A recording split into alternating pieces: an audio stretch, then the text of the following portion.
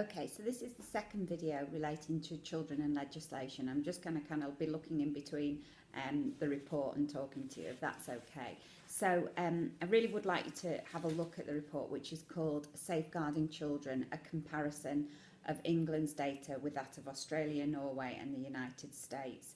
It's on Blackboard. I think I put it as safeguarding comparisons, but you'll find the paper that's there, so if you can have a read through that, that would be really useful. So a lot of the points that I'm bringing up are from that paper, so you can go back and read them and try and get a little bit more idea. So we were talking about the changes that have happened in this country as a result of a number of different events that have happened, but also the political and economic landscapes that have affected the way that child protection has been delivered, along with deep-rooted historical perceptions and ideas about how we should protect children and what the government's role is in intervening in the lives of families.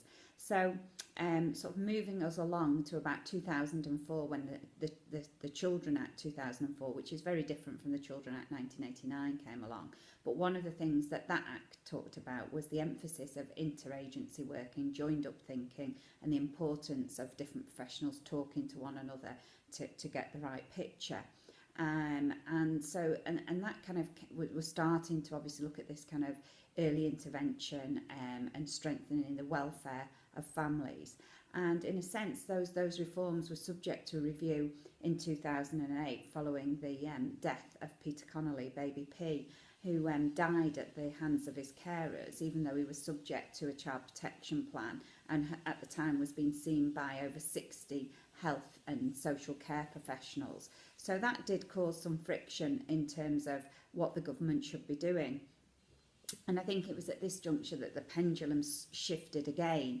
We sort of moved over to kind of looking at strengthening welfare and working with the family, and it did feel that this death had really pointed the government to think whether this was the right thing. And I think this was very much fueled by the media and the hostility towards social care. Also the anxiety that social workers had consequences of failing to protect children were very much in the forefront of the minds of those working in that area.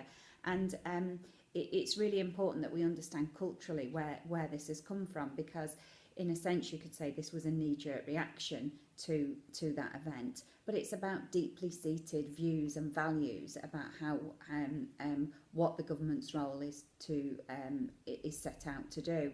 So it's at the same time we had this kind of global economic crisis. Obviously austerity was hitting local authorities, reduced budgets to in place to support children, to support adults, and all of that was feeding into this kind of psyche around what should be done in terms of protecting children. Then in 2010 we had the coalition government, and I suppose it altered again, and one key paper came from Professor Eileen Munro, who was asked to review child protection at that time in the reaction to some of the children's deaths at that time that were happening.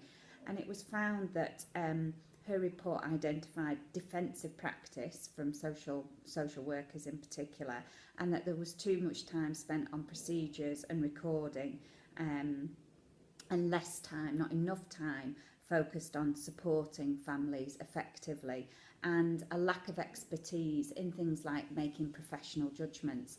So I think that the focus at that point was really shifting towards recognising that there does have to be this balance between a child protection approach and a children's welfare approach. And so another part that I really want you to look at on the paper, I'll just find which page it's on, because again this really helped me understand some of those subtle differences when we look at comparisons and trying to understand, you know, why we work in a particular way. So it's on page 18, and on page 18 there's a table that talks about the role of the state vis-a-vis child and family in orientations to child maltreatment, child focused family service and child protection. So if you can kind of bear with me, or you want to get that out, that might help to talk through it. So we've got kind of three columns that look at the child. In fact, I'll just try and show it you quickly. I don't know whether it'll be upside down or not work.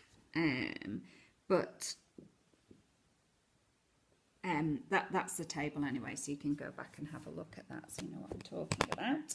And the driver so we've got child focus, family service, or child protection, and they're seen as the kind of three different ways that you would approach safeguarding issues. So the driver for the for intervention, if that's from a child focus, the very much is around what the individual needs of the child are. If it's from a family service approach, it's about seeing the family as needing that assistance rather than it being directed just towards the child. But from a child protection perspective, which again it'd be something that we would have seen definitely in this country, is that the driver for intervention, so why a social worker should become involved, is that the parents being neglectful and abusive towards children, and so therefore that justifies that intervention. So the role of the state, if we look at it from I'll just do the family service and child protection here. So if we look at the role of the state, if we're thinking about a family service approach, it's about parental support. It's about the state seeking to strengthen those family relations, and very much you can see that relationship-based work emerging there.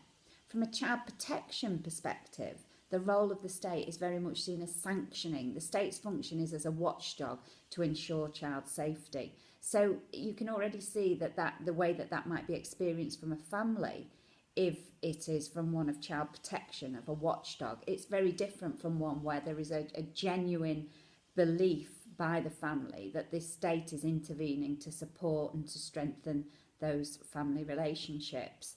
So in terms of the aim of what we're trying to do, in terms of a family service, the aim of intervention is prevention, and also to improve that social bonding is absolutely crucial to why they are involved in the first place. From a child protection point of view, it's very different from that. It's very potentially individual and very moralistic of we're wanting to protect the individual, and we're wanting to reduce that harm. So it's very clear that those are what we're trying to do. And so as a result of that, you could argue that then the state and the parent relationship is kind of governed by the way that we enter into that family. If it's from a family service point of view, it's very much, or hopefully seen as, one of partnership. If we look at child protection, you struggle to maintain that relationship because of the way that you've come into that family, and so it will be seen in a more adversarial engagement. So it's not saying that one is right or one is wrong, and I think that it would be impossible to never have that, and to never be in there and it be adversarial in your approach. But at the same time, are we leaning too far over to one rather than to another?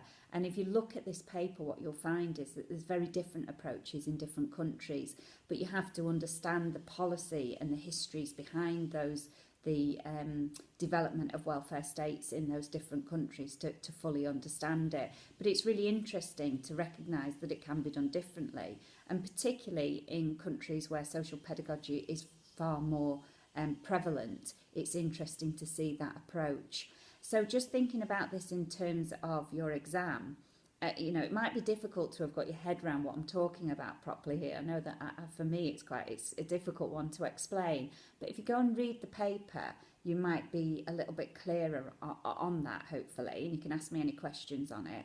But also what you can do is to think about, I think particularly Haltung, thinking about that mindset about what is the aim of intervention for the government, for the state, in terms of safeguarding children. And I think to compare that child protection versus family service is a really useful way of exploring Haltung, and also thinking about head, heart and hands.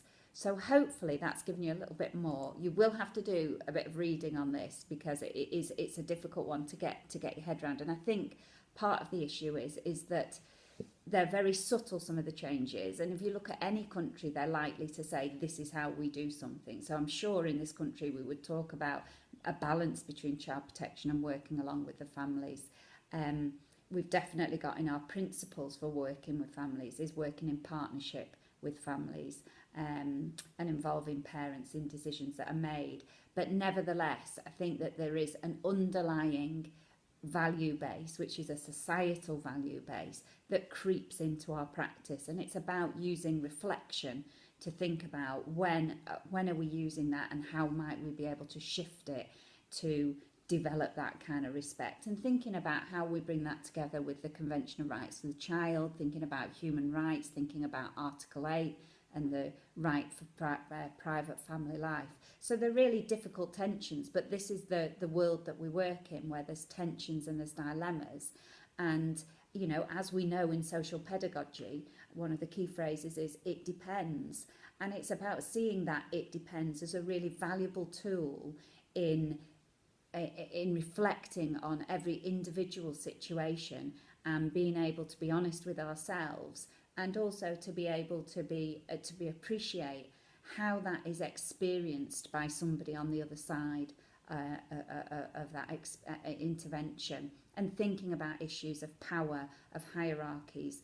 We may not want to use power, but if you go in as an agent of the state, if you're being paid to work with somebody, then the power that you take in that role and the tasks that you're doing, it will potentially be experienced in a particular way. So it's not okay to say, well, I don't use power when I go into work. It's more about attending to how that power might be experienced.